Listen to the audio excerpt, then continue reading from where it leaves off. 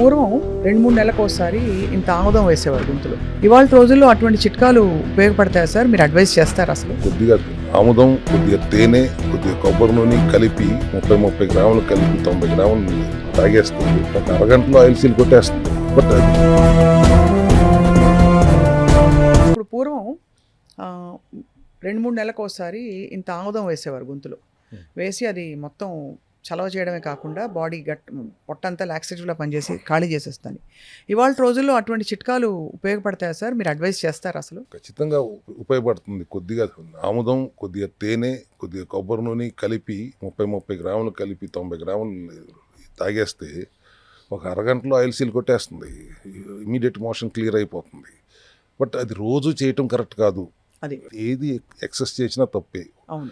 మన protocol start చేయడానికి ముందు మనం ఏదైనా మనకు సెల్ హెల్త్లో సిఎంఎన్ కానీ సెల్యులర్ మెటబాలిక్ న్యూట్రిషన్ కానీ ఆటోఫాజీ కానీ స్టార్ట్ చేయడానికి ముందు రాత్రిపూట ఇలా ఒకసారి తీసుకోండి అని చెప్తాం.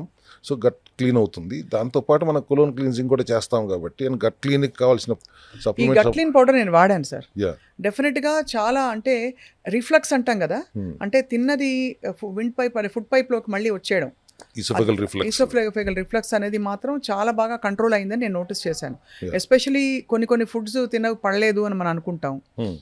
వాటికి చాలా ఎఫెక్టివ్గా బ్రేక్ చేసి స్టేబుల్ గట్ తయారైంది కొన్ని రోజులు వాడిన తర్వాత. గట్ క్లీన్ పౌడర్ చాలా ఉపయోగపడుతుంది. అది మూలికలతో చేసింది. ఎక్కడ మన దగ్గర అడ్వాంటేజ్ ఏంటంటే we don't use any chemicals or preservatives. Everything is from herbs and vegetables, plants only.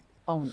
So డెఫిషియన్సీని అడ్రస్ చేయడానికి కావాల్సిన సప్లిమెంటరీ సపోర్ట్తో పాటు ఆహారం తీసుకోవాల్సిన మార్పులు ఇందాక మనం చెప్పినట్టుగాను ఐబిఎస్ని ఈజీగా కంట్రోల్ చేయొచ్చు. ఐబిఎస్ని మీరు కంట్రోల్ చేయకపోతే ఆటోఇమ్యూన్గా మారుతుంది అనేది మా ఉద్దేశం. దానికి కావాల్సిన సప్లిమెంటరీ సపోర్ట్ మనం ఇస్తూనే ఉన్నాం. గట్ హెల్త్కి గట్ క్లీన్ పౌడర్ ఇస్తున్నాం, మెగ్నీషియం ఇస్తున్నాం, సెలీనియం ఇస్తున్నాం, జింక్ ఇస్తున్నాం, వాట్ ఎవర్ రిక్వైర్డ్ మైక్రోన్యూట్రియంట్స్ అన్నిటి కూడా ఇస్తున్నాము. అదే ఇవ్వకూడదని మాత్రం ఆపమని చెప్తున్నాము. ఇప్పుడు ఇంకొక క్వశ్చన్ సార్, ఇప్పుడు మనం తినకూడని టైమ్స్లో తిని లేకపోతే బ్యాలెన్స్ తప్పే ఫుడ్ తిని ఇరిటేటింగ్ ఫుడ్స్ తింటే అది ఒక ఎత్తు, దానికి కరెక్షన్ అవసరం, అవన్నీ సరి చేసుకోవాలి.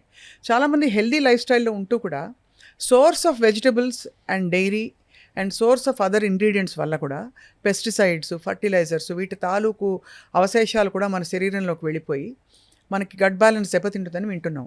దాన్ని డీటాక్స్ చేసుకునే ఐడియల్ మెథడ్ ఎలా సార్? అదొక పెద్ద vast subject. Source of raw material అనేది డీటాక్స్ చేసుకోవటం మన దగ్గర ఉన్న మెథడాలజీలో ఒకటి గట్ క్లీన్ పౌడర్ వాడుతున్నారు, ఒకటి కొలోన్ హైడ్రోథెరపీ వాడుతున్నారు. We are talking about gut detox only. అవును. టోటల్ బాడీ డీటాక్స్ అనేది ఇక్కడ డిఫరెంట్ సబ్జెక్ట్. ఇక్కడ వీఆర్ టాకింగ్ అబౌట్ ఐబిఎస్ కాబట్టి ఐబిఎస్లో gut is the primary aspect కాబట్టి we have to address the gut only. దానికి మీరు గట్ క్లీన్ వాడండి. ఇప్పుడు దాకా చెప్పినట్టు ఏది తినకూడదు అది మీరు తింటే దానికి మీరు ఎన్ని గట్ క్లీన్లు వాడినా ఎన్ని కొలోన్ హైడ్రోథెరపీలు చేయించుకున్న ఉపయోగం ఉంది. తినకూడదు తినొద్దు అని ఎన్నిసార్లు చెప్పినా మళ్ళీ మేము తినేస్తామని మీరు అంటే నేనేం చేయగలను చెప్పండి? అంతే కదా sir. When you have a problem ఎందుకు వచ్చింది?